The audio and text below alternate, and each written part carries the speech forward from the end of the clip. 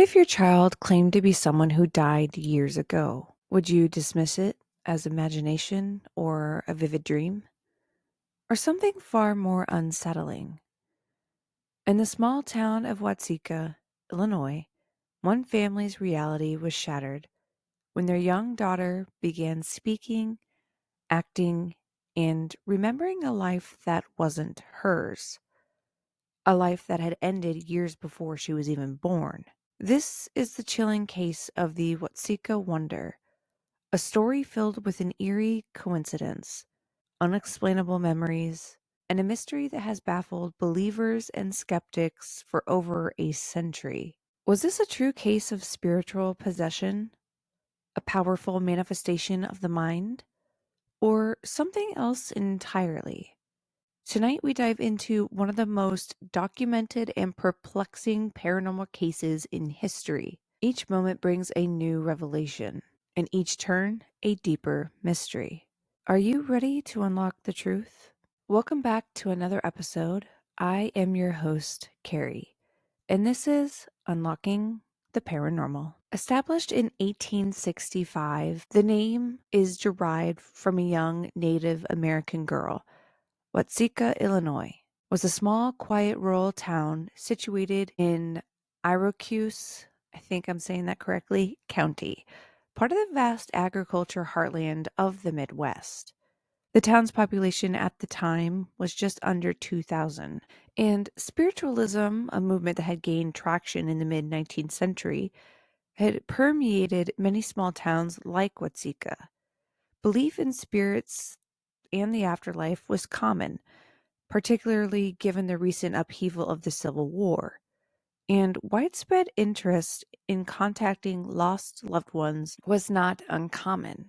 The cultural backdrop made the town susceptible to the mysterious and the paranormal, setting the stage for the strange events surrounding the Watseka Wonder. The story of the Watseka Wonder is based around a young Lurancy Vennum who was stricken with an illness at the age of 13 years old.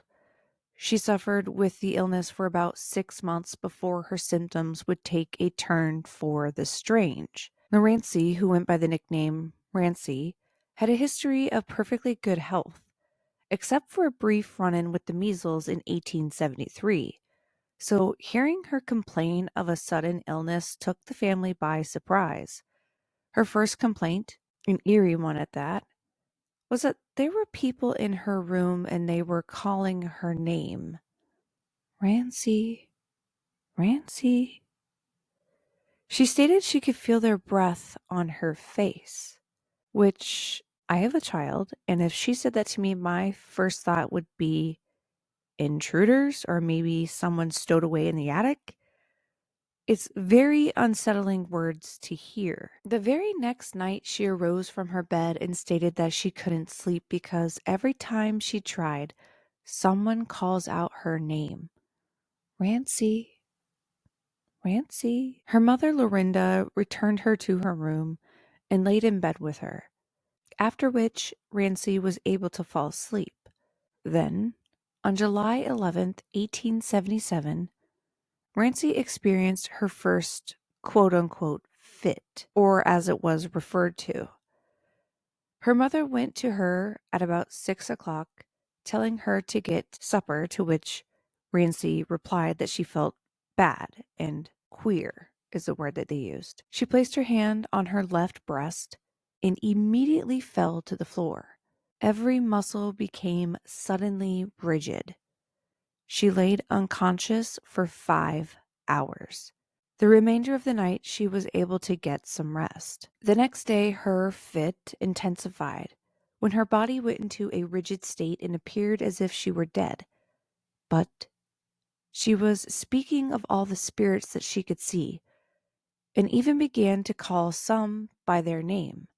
2 of the spirits she called out by name were her deceased sister and brother, Laura and Bertie. Of those spirits, Bertie had passed while Rancy was only 3 years old. She went on to have more fits and appeared to be in a trance-like state. She described seeing heaven and even angels.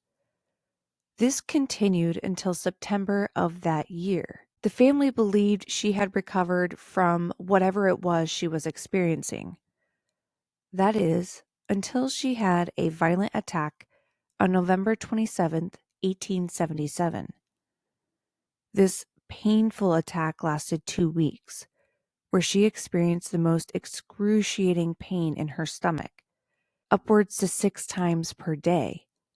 At one point, the pain was so unbearable, she doubled over backwards until her head and feet actually touched. After about 2 weeks of these fits of pain, she fell unconscious and went into a trance-like state. While in this trance-like state, she describes seeing heaven and angels. These trances would last anywhere from 1 to 8 hours and occurred at most 12 times per day. Occasionally, she seemed to be in a state of ecstasy while claiming to be in heaven. Some of you are probably wondering, this poor girl, get her a doctor.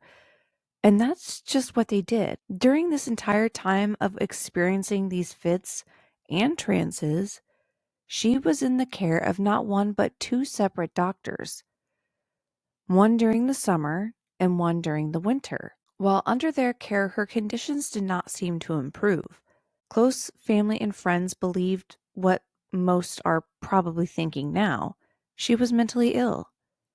Even the minister of the Methodist Church wrote to the insane asylum about accepting her into their facility.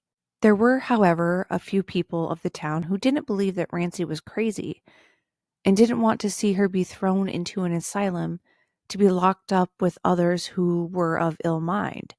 They went as far as to visit the Vennum family to counsel them. They pleaded with the family to wait and see if she was truly mentally ill or if whatever illness she was experiencing had a side effect that would contribute to hallucinations. The person was Asa Roth. Mr. Roth that convinced the Vennum family to invite Dr. E.W. Stevens to the home to look into the matter. Dr. Stevens had visited the town of Watseka frequently and had heard rumors around the town about the girl and heard the people of the town scoff at the idea of any such spirits visiting her. Then on January 31st, 1878, Dr. Stevens went to the Vennum home to assist Rancy. It was at this time that Rancy seemed to transform and explained something insanely chilling to Dr. Stevens. At first, she had a very negative reaction to Dr. Stevens. She snarled at him and warned him not to come any closer. She refused to shake hands, but eventually she spoke to the doctor. It was at this time she first expressed being someone other than Rancy. Without any hesitation, she answered Dr. Stevens' questions about who she was, her age, where she was from, how it was she arrived there, and how long she planned to stay. Her response was that she was a woman named Katrina Hogan, was 63 years old, and was from Germany. She had arrived through the air and planned on staying for 3 weeks. They went back and forth for some time before Rancy changed her manner and body language. She confessed to the doctor that she wanted to be honest and told him she was not a woman, but really a young man named Willie, whose father's name was Peter Canning. He had run away from home and had to change his name several times due to some trouble he had gotten into before dying. He explained that he was there in Rancy because he wanted to. Rancy, or the spirit in her, got inquisitive, asking Dr. Stevens every question under the sun you can think of. Where he lived, if he had family, if he had been to various locations such as the South or North Pole, Egypt, Australia, or other various locations, giving evidence of geographical knowledge. After the interrogation of Dr. Stevens, she then wanted to know the same things of Mr. Roth, but refused to ask him directly. First, she asked the question to Dr. Stevens, who then had to repeat to her father, Mr. Vennum, who then could ask Mr. Roth. About an hour and a half later, Mr. Roth, along with Dr. Stevens, sat up to leave for the evening. at which Rancy also stood up. Her hands flung up, she fell to the floor. Her body became rigid like previous fits, and her arms were straight out. Now speaking was Rancy herself, stating she was in heaven. She stated that she was aware of the evil spirits calling itself Katrina and Willie. Dr. Stevens then asked Rancy that if she must be in control of other spirits to have more pure spirit in control versus evil. She explained that there were many spirits who were more than willing to come through. She began saying the names of these spirits in the room with them. Some of the spirits were people Rancy herself would have never have known, but some of the other people in the room would have known. This is when she announced there was one particular angel that would love to come through, and that was Mary Roff. Mr. Roth immediately perked up, as that was the name of his deceased daughter, who had passed on 12 years prior. He assured Rancy she was indeed a good spirit, and encouraged her to let her come through, and even divulged that Mary once experienced conditions like Rancy herself.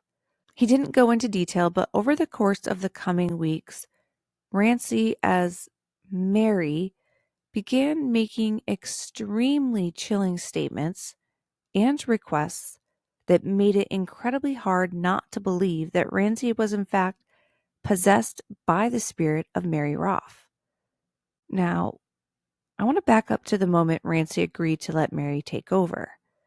This is the moment a contract or agreement of sorts were made between Rancy and the angels to allow Mary to take over Rancy's body until Rancy's body was restored to perfect health. Dr. Stevens and Mr. Roth stayed a while later until the family was satisfied that Rancy wasn't possessed by a dark, evil spirit.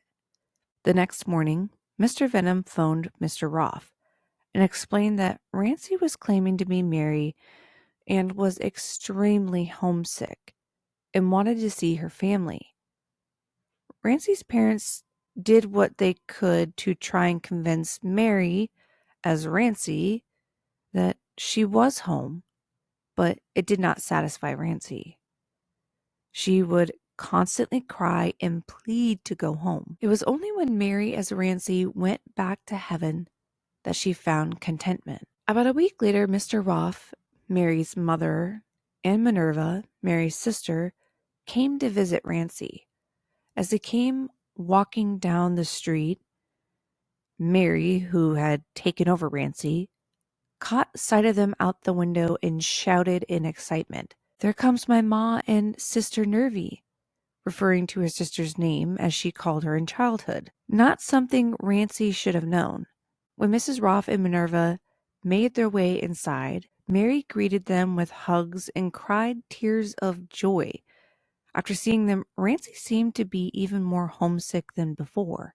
Friends of the family convinced the Venoms to send Rancy to the Roffs, but they were hesitant because she was difficult to care for and she didn't want to put that on strangers. But the Roffs opened their home to Rancy and ignored the sneers and scoffs of the townspeople.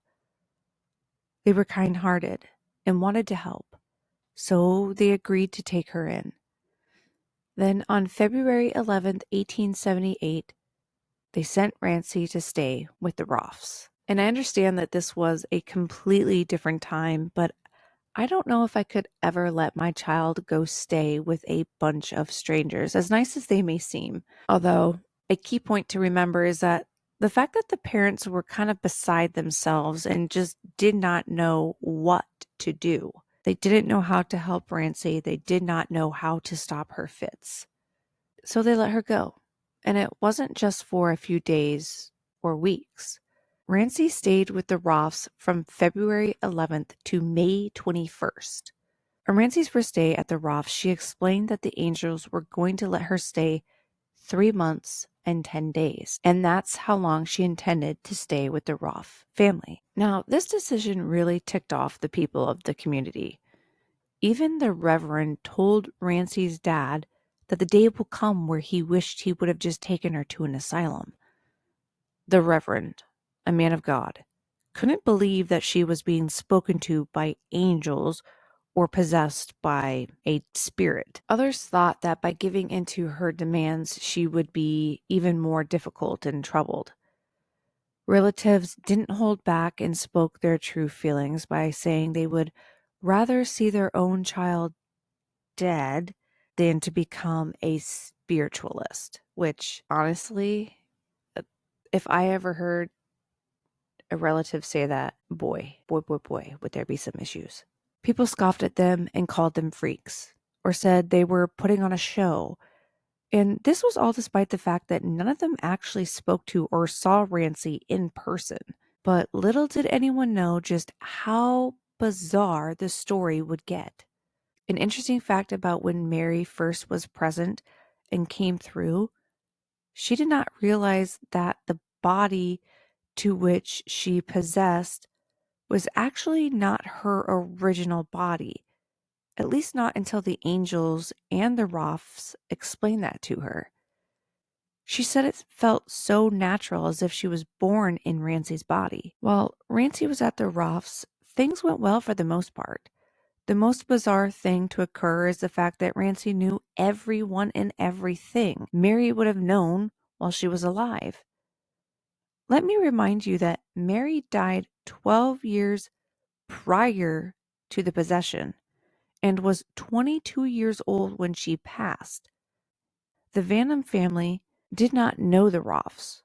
Rancy knew all of Mary's friends and neighbors by name, and not only that, recalled many memories, if you will, of her, Mary's life. Some of the things that Rancy knew are pretty astounding. Now, I'm going to get into these examples. So, a former neighbor of the Roths came over for a visit. She had lived across the street for several years just before Mary passed. When she entered the home, Mary, or Rancy if you will, greeted her as she knew her all those years before. Only that she was unaware that she had remarried after Mary's death. This is something that Rancy would have never have known. She did not live near them or know them, let alone know a woman's last name from a time before she was born or just a small child. Another chilling encounter that occurred was when former neighbors, Mrs. Parker and her daughter-in-law, Nellie, came to visit. Rancy greeted them in excitement and called them by the name Mary referred to them as, Auntie Parker and Nellie. She even brought up the memory of how her sister Nervy and her would come to their house and sing. Mrs. Parker confirmed that this was in fact true. Mary and her sister would come over and sing Mary Had a Little Lamb. This would have occurred years before Rancy was even born. Thus, her knowing this information would be impossible. After these chilling incidents occurred, the Roth family decided to secretly test Mary to see her reaction. Mr. Roth had Mrs. Roth set out a specific velvet headdress that Mary had wore all the time the year prior before her passing. The idea was to set it out and not mention anything about it to see if Rancy or Mary would recognize it. Not only did she recognize it with excitement, she even recalled wearing it when her hair was short. After that, she had asked her mother, Mrs. Roth, where her box of letters were, to which her mother stated that she did still have some of them. Basically, Mary's reaction was, "Why didn't you show me this sooner?" But this particular box of letters comes with a whole backstory of its own. And let me tell you, it's just as bizarre as everything we've heard so far. I mean, truly strange. But I will circle back to that in just a moment. Later in March, Mary would return to heaven, allowing other spirits to come through. In a letter written by Mr. Roth, he described an encounter with a woman who claimed to have lived in Tennessee. She revealed that, much like Mary, she had suffered from a similar illness from the age of 8 to 25. one that eventually led to her death at around the same age. This ties into another bizarre and chilling chapter of the story. This mysterious illness, or fits as they were described. It adds a whole new layer of intrigue to her tale. I'm kind of eager to dive into that, but before I do, I want to finish sharing the details of Rancy's possession. During one of the intense moments when Mary would vacate Rancy's body, allowing other spirits to take over, it felt as though the spirits were engaging in a dialogue through Rancy, using her as their vessel. Mary began speaking tenderly about the beautiful children around them, her tone filled with affection and nostalgia, as if cradling an infant in her arms. She mentioned her sister Nervy's baby with a sense of longing. Suddenly, the other spirit interjected, a shadow of sorrow in its voice, remarking that these children seemed to appear to be touched by spirits like them.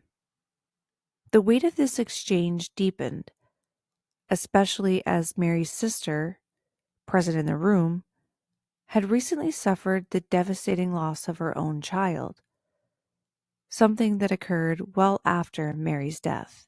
Building on that profound moment, we can now dive into some of the more bizarre and uncanny events that unfolded while Mary maintained control over Rancy's body. These episodes revealed the truly extraordinary and, at times, unsettling nature of Mary's presence as she navigated between the living and the spirit world through Rancy. Now I want to explore some of these strange occurrences that left witnesses both fascinated and bewildered. First, an unsettling event occurred that made me deeply question the ease to which one spirit can possess another person. Is consent even necessary in these spectral invasions? We already know that Mary has taken control of Rancy's body, as well as other spirits. Rancy, in a way, permitted this, believing it would aid in her healing. But what is truly chilling is that Rancy wasn't the only person Mary possessed while staying at the Roths. This eerie reality raises disturbing questions about the nature of possession and the thin veil between control and vulnerability. During a visit that included Dr. Steele, Mr. and Mrs. Roff, Mrs. Alter, Mary's sister, Dr. Steele's wife, and a few others, Mary entered the parlor and took the last available seat among the group. At that moment, Mary seemingly left Rancy's body and took immediate control of Dr. Steele. The group watched in astonishment as Dr. Steele, now animated by Mary's presence, turned jovial and laughed, while Rancy's body, now appearing lifeless, slumped against the shoulder of the man beside her, in a limp, corpse-like state.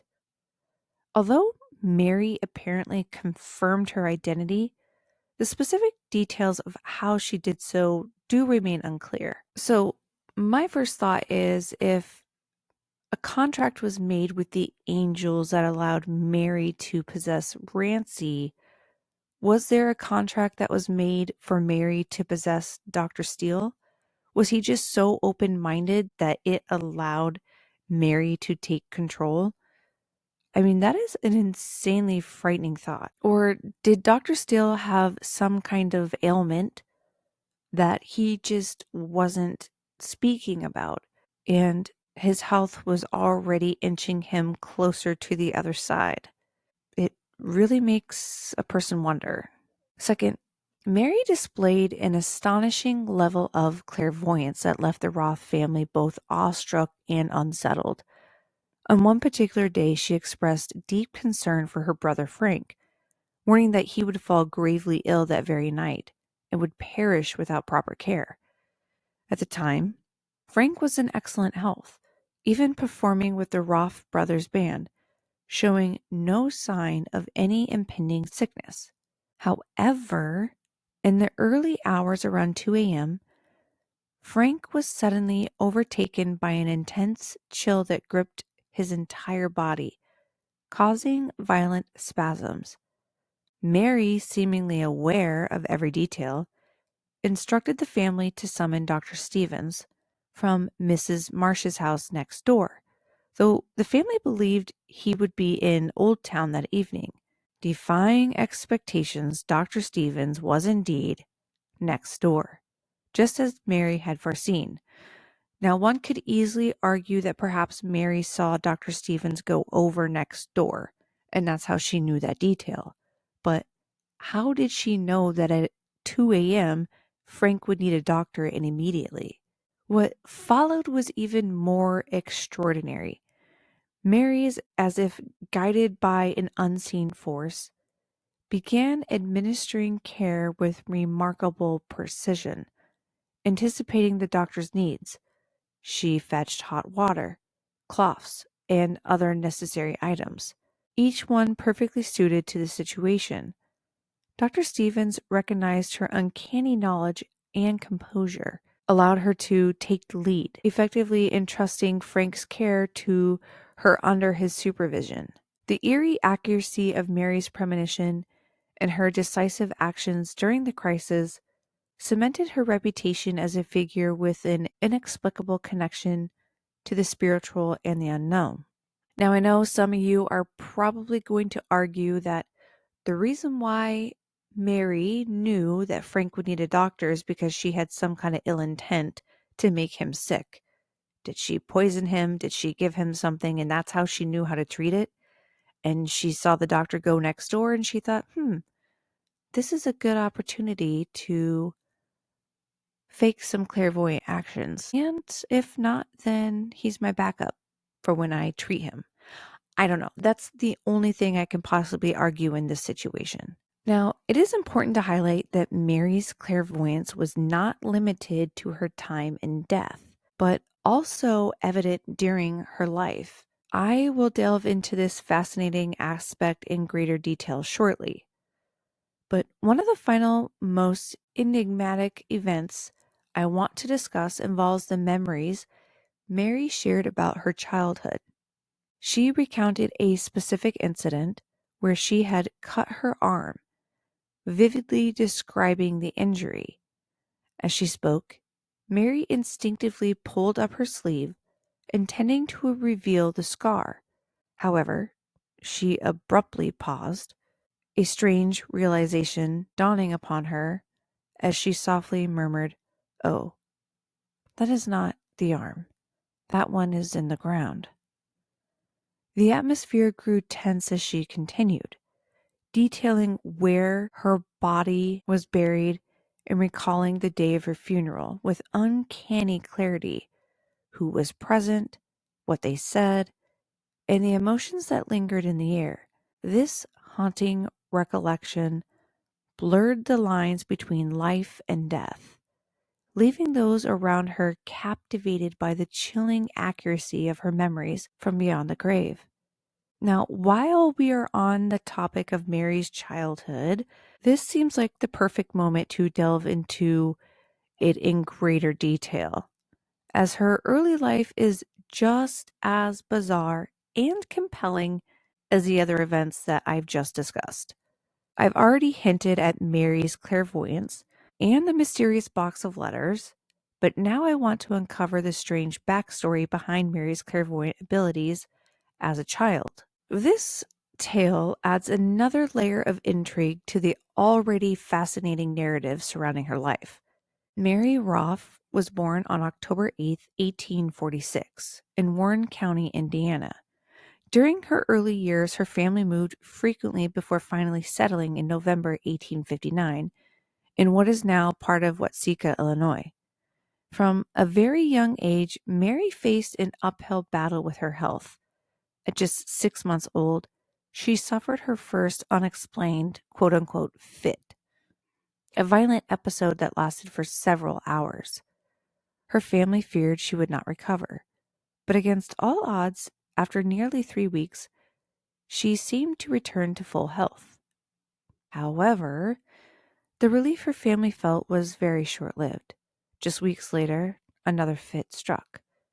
Some might wonder, was she simply a fussy baby? Is it colic, teething, just crying? But Mary's episodes were far more alarming. Her muscles would twitch uncontrollably. Her eyes would become fully dilated. As the years passed, her fits only grew more intense. Yet, between these episodes, she appeared to be perfectly healthy and happy. She loved to sing, and her favorite song was "We Are Coming, Sister Mary."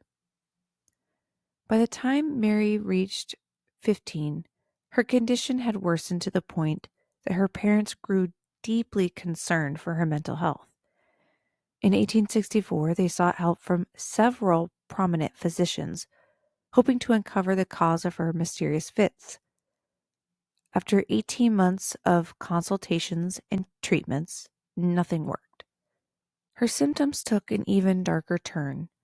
She developed an overwhelming compulsion to relieve her suffering by bleeding herself, so cutting. She would apply leeches to her temples, desperately seeking relief from what she described as a lump of pain in the head. Then, one fateful day in 1864, Mary took things even further. She snuck a knife into the backyard and cut her arm so severely that she bled until she passed out. If this sounds familiar, it's because later, during Rancy's possession, she recalled this exact event as if she had lived it herself. Mary remained unconscious for several hours. When she awoke, she had become violently unhinged. For 5 days, she lashed out in uncontrollable fits of rage and required several strong men to hold her down. But then something even stranger began to happen. Something beyond mere hysteria. Mary started displaying abilities that defied explanation. While blindfolded, she could move through her room effortlessly, opening dresser drawers, selecting clothing, and dressing herself without error. She could even take an encyclopedia, flip through its pages, locate the word blood, and read the surrounding text, all while blindfolded. Now, skeptics might assume she was peeking under the blindfold or manipulating it. However, her abilities were tested by her parents, a Methodist minister, and the editor of the Danville Republican newspaper. They brought sealed envelopes from their pockets, each containing letters. And Mary was able to read the signatures inside the envelope without even opening them. To further challenge her clairvoyance, they conducted another test. They mixed their own letters into a collection of correspondence from Mary's friends, also removing some of the original letters to see if she would notice. Without hesitation, Mary identified the imposters, proving that she could perceive something beyond normal human sense. Doctors advised Mary's parents to commit her to an asylum, but they refused. Then, on July 5th, 1865, after suffering yet another violent fit while in bed, Mary passed away. Now, I want to get back to the story of Rancy's possession. As Mary's time with her family drew to a close, she became increasingly emotional, often expressing how difficult it was to know she would soon have to leave them.